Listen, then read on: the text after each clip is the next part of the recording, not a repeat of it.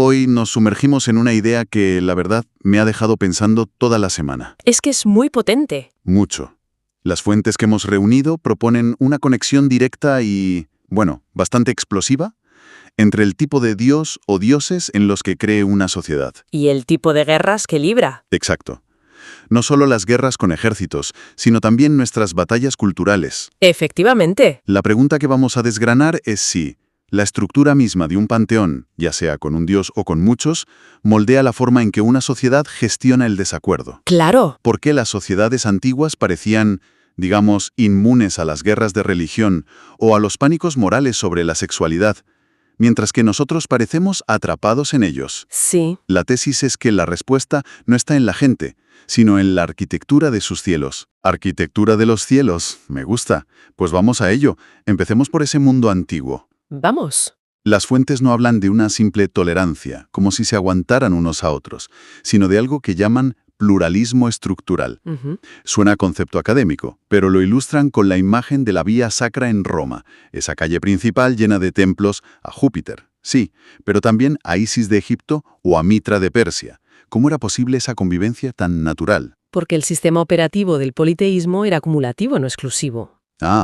Era como añadir aplicaciones a un móvil, no tener que elegir entre iOS o Android. Cuando Roma conquistaba un nuevo territorio, no llegaba diciendo, vuestros dioses son falsos y el nuestro es el verdadero. No. Lo que hacían era buscar equivalencias. La famosa interpretatio romana. Justo. Veían al dios Galo de los caminos, Lug, y decían, este es como nuestro Mercurio, el mensajero.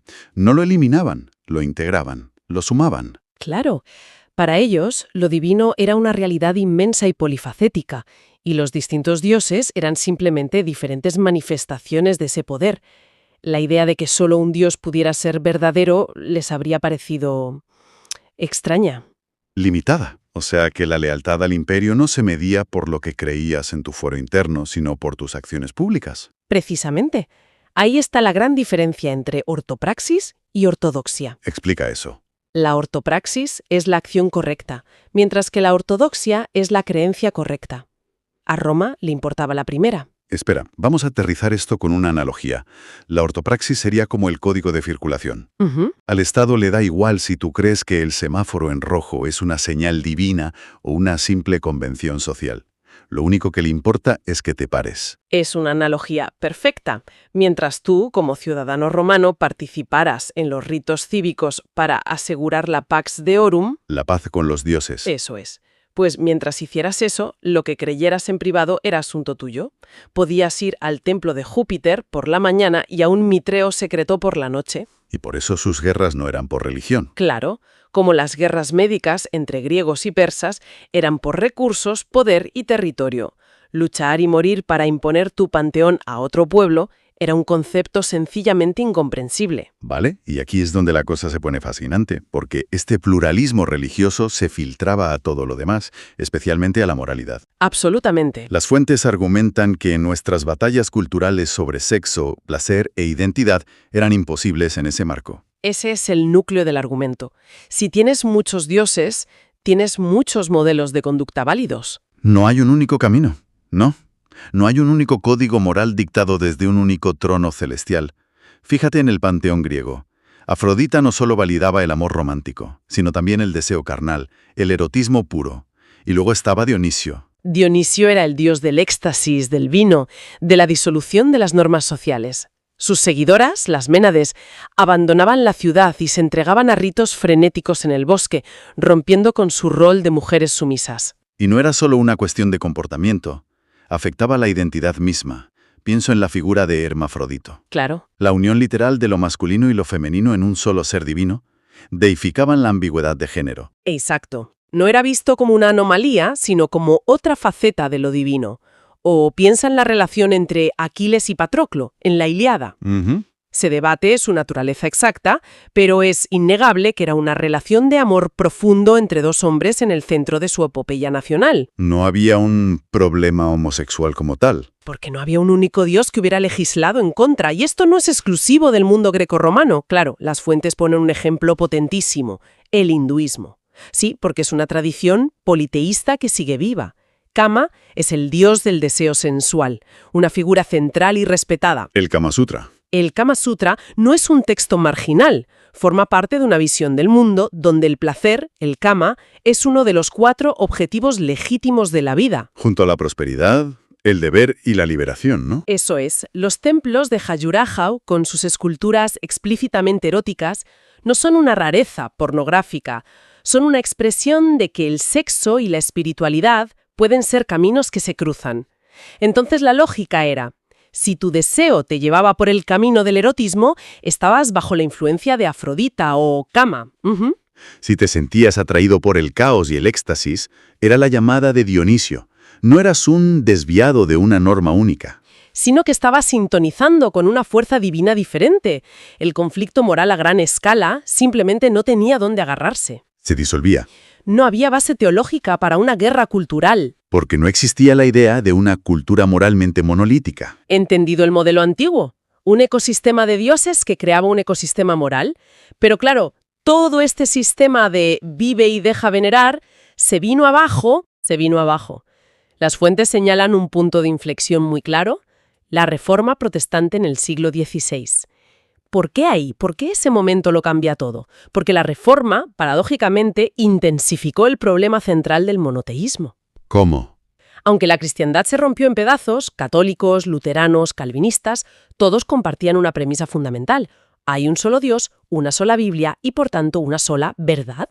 Claro, la pelea ya no era sobre si existía esa verdad única, sino sobre quién tenía el manual de instrucciones correcto. Justo. Y si solo hay un camino al cielo, cualquiera que siga otro no solo está equivocado, sino que te está poniendo en peligro a ti y a toda la comunidad. Es una amenaza existencial. Ahí está la clave. El desacuerdo teológico se vuelve una cuestión de vida o muerte, literal y espiritualmente. Y ahí es cuando se mezcla con la política. Es entonces cuando esta lógica se fusiona con el poder emergente del Estado moderno, creando un cóctel explosivo. Es la era del principio cuius regio eius religion. A cada rey su religión. Me parece una idea demencial. Lo es. Es decir, si tu duque se levantaba una mañana sintiéndose luterano, de repente la fe de tus abuelos se convertía en herejía y tu alma corría peligro por ir a la misa de siempre. La geopolítica se metía hasta en tu conciencia. Es lo que los historiadores llaman confesionalización. Tu fe deja de ser un asunto personal y se convierte en tu documento de identidad político. Ser católico en una Inglaterra protestante. No es una opción religiosa, es un acto de traición al Estado. Y este es el combustible que alimenta las terribles guerras de religión, como la Guerra de los 30 años. Que fue una auténtica catástrofe demográfica para Europa. Una catástrofe, sí. De hecho, las fuentes mencionan el pistoletazo de salida de todo esto, el evento que simboliza este cambio de mentalidad, la matanza de Vassy. Sí, en Francia, en 1562. Un grupo de hugonotes, que eran calvinistas franceses, estaban celebrando un servicio religioso en un granero. Vale. Las tropas de un duque católico pasaron por allí, los descubrieron y masacraron a docenas, incluyendo mujeres y niños. ¡Qué horror! Lo terrible, y lo que lo hace tan moderno, es que el crimen de los hugonotes no era conspirar o rebelarse. Su crimen era simplemente rezar de una forma diferente en público. La simple existencia del otro se vuelve una ofensa intolerable. Eso es. El hereje ya no es alguien que discrepa. Es un enemigo de Dios y del Estado que debe ser eliminado por el bien común. La diferencia de opinión se convierte formalmente en una declaración de guerra. Ese es el cambio de software mental. Y ese software, según argumentan las fuentes, lo hemos heredado. Hasta hoy. Aquí es donde hay que conectar los puntos con cuidado. Pasar de una masacre en el siglo XVI a los debates de hoy en las redes sociales parece un salto enorme. Lo parece, pero no lo es tanto. ¿Cómo trazan las fuentes esa línea directa hasta nuestras guerras culturales? La línea es la lógica subyacente. El mecanismo se ha secularizado, pero es el mismo. ¿En qué sentido? Hemos sustituido la verdad revelada por los valores fundamentales, pero la estructura es idéntica. Cuando una cultura se define a sí misma en torno a un único código moral... Que históricamente viene de esa verdad religiosa única. Exacto, cualquier cosa que se desvíe de él no se ve como una opción de vida diferente, sino como una amenaza al tejido social. Dame un ejemplo concreto de hoy. Pensemos en los debates sobre modelos de familia o educación. Para un bando, la familia natural o tradicional es la única válida, el pilar de la sociedad. Vale. Cualquier otra configuración, como una familia homoparental, no es una alternativa. Es un ataque directo a ese pilar, una degeneración. Para el otro bando, al revés. Para el otro bando, la norma es la autonomía individual y la igualdad, y la familia tradicional se percibe como una estructura opresiva que hay que deconstruir. Y ambos bandos luchan porque su visión sea la única reconocida y legislada por el Estado para todos. Ahí está. No hay espacio para que coexistan múltiples modelos con la misma legitimidad. Es una lucha a todo o nada. Exacto. La lógica de la herejía se ha reciclado. El disidente moral ocupa el lugar del hereje. Ostras. La persona que vive de una forma que desafía tus valores fundamentales no es simplemente alguien con otra opinión, es un adversario que corrompe la sociedad. Por eso el lenguaje es tan bélico, guerra cultural. Es la herencia directa de la lógica de las guerras de religión. Solo puede quedar una verdad. Vale, la tesis es potente, pero me surge una objeción. Adelante. ¿No estamos idealizando un poco el mundo antiguo? Las fuentes nos advierten que la ecuación politeísmo igual a paz y monoteísmo igual a conflicto es demasiado simple. Claro que lo es. Los romanos no eran precisamente pacíficos. Crucificaban gente, arrasaban ciudades. Es una objeción fundamental, y las fuentes la abordan. El mundo antiguo no era un paraíso. Estaba lleno de violencia, esclavitud y jerarquías brutales. Entonces, ¿cuál es la diferencia? La diferencia clave es la justificación de esa violencia. La intolerancia romana no se basaba en el dogma, sino en la política y el estatus. Te perseguían por ser una amenaza para el Estado. No por tener una creencia equivocada. Exacto. El caso de los cristianos primitivos es un buen ejemplo. Roma los persiguió no por su teología, sino porque se negaban a participar en los ritos cívicos, lo que se consideraba un acto de sedición política. Entiendo. Y hay otro factor clave que mencionan, el poder del Estado moderno. Sí. La capacidad de los reyes del siglo XVI para movilizar ejércitos, recaudar impuestos y controlar la información era infinitamente mayor que la de cualquier emperador romano. Ese es el gran catalizador. La fusión de la lógica de la verdad única, monoteísta, con la maquinaria coercitiva del Estado centralizado moderno, es lo que convierte las disputas teológicas en conflictos a escala continental. El Estado pone los ejércitos al servicio del dogma. Justo. Me pregunto si esto no es una calle de doble sentido.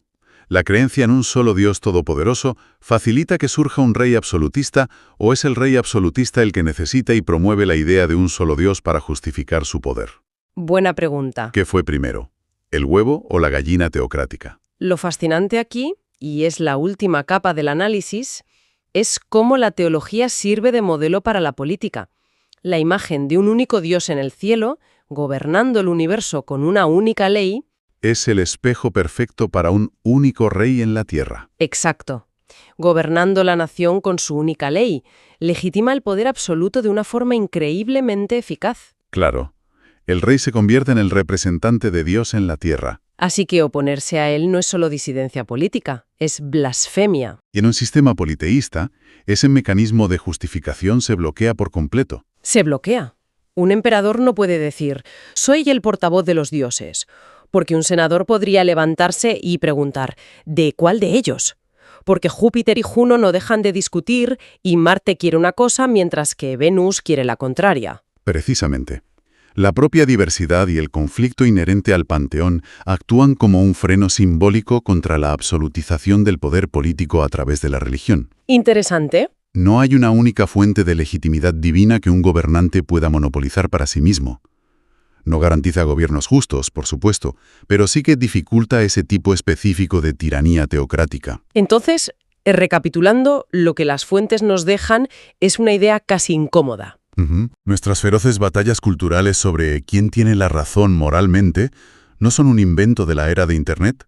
Son el eco secularizado de un cambio teológico que ocurrió hace siglos. Sí. Hemos heredado el software mental de la verdad única y lo seguimos ejecutando en casi todos los aspectos de nuestra vida. La lección que podemos extraer del mundo antiguo no es, obviamente, volver a levantar templos a Zeus. No, claro. Es una reflexión mucho más profunda sobre el valor del pluralismo, la capacidad de aceptar, de verdad, que pueden existir múltiples fuentes de sentido y múltiples formas de vida buenas y legítimas, incluso si no son las nuestras. Aunque nos incomoden. Incluso si nos incomodan.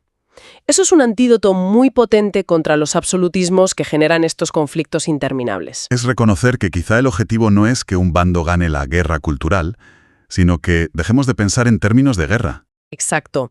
Y esto nos deja con una pregunta final para reflexionar, una que se proyecta hacia el futuro. A ver. Si la estructura de un Dios único parece facilitar la concentración de poder y la lógica del conflicto por una verdad única, ¿qué tipo de marcos simbólicos plurales, ya sean religiosos, filosóficos o cívicos, necesitamos construir hoy en nuestras sociedades para desactivar esa tendencia y aprender a convivir en la diferencia sin necesidad de aniquilarnos?